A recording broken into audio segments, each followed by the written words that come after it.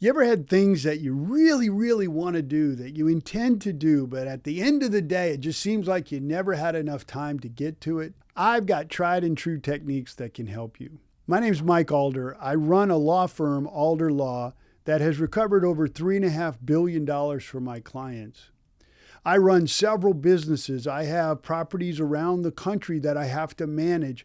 And how do I do all of that and keep present and have time for myself, my work, and my family? I want to talk about ways that you can right now put down on paper an organization strategy that gives you the blueprint and the time to do things. And I call it road mapping. Every morning, I write literally on a sheet of paper a road. And it is the road which is the map of my day.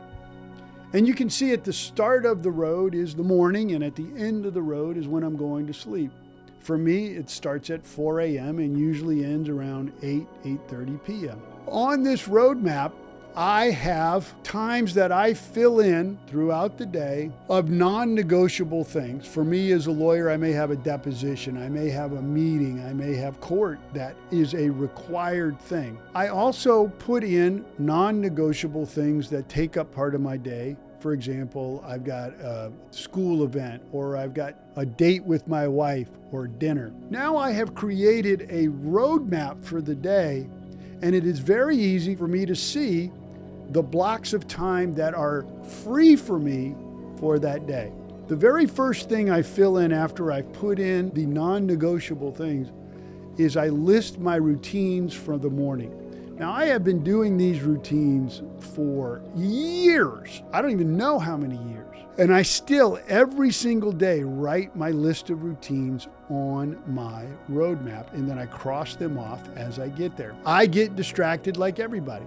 I know if I really think about my 20 different routines I do in the morning that I'll get to it, but a text comes in, something happens, somebody interrupts you, you look at an email, you're watching a sports game or whatever, and you don't remember. So I write down my routines every morning at the beginning of my roadmap. Now it's like I get up, I take a cold shower, I weigh myself, I lay on a spike mat, I stick my face in ice water, I do Spanish Duolingo, I write 3 notes a day, I comment on Instagram, I eat sardines, right? I text my older kids, I journal, I write a list of 10 positive things in my life, 10 things that I'm grateful for in my life, and a number of other things.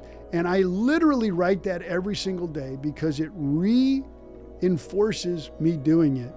And I literally, throughout the day, can go back and look at what I haven't done yet. And it makes it infinitely more likely that I'm going to do those things every single day. It compounds, and after a month, I've eaten right for a month. I've worked out better for a month. I've done flexibility training. Right now I'm learning how to do a handstand. I do handstand and calisthenics practice every day. A month from now, I will be way better at it. If you're thinking, well, that's a waste of time to write that out every single day, well, there's your problem. You're using excuses to not do it. You're coming up with inner chatter. I can remember it anyway. That's too much work. Why, it's silly that you have to write it down for 1,000 days in a row. Why don't you just learn it, dumbass, et cetera, et cetera. And I'm going to run by you. I'm going to run by you because nobody sustains that without stepping outside their comfort zone, routinely doing things that don't seem to be very fun. But now I have my routines that I know I'm going to do every day.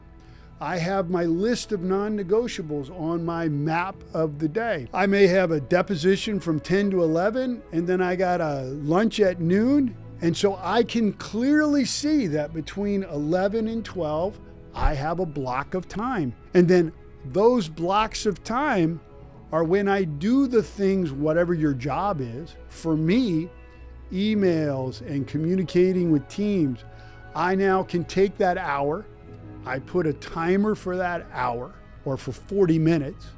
And in that 40 minutes, I know that I'm free and I schedule it, and then I turn off all my other crap, close my door, and for 40 minutes, I am working on the task that I've identified for that hour. Now I go to lunch at noon, and it's noon to 1:30, and my next meeting's at 3. I now see I have another block, 1:30 to 3.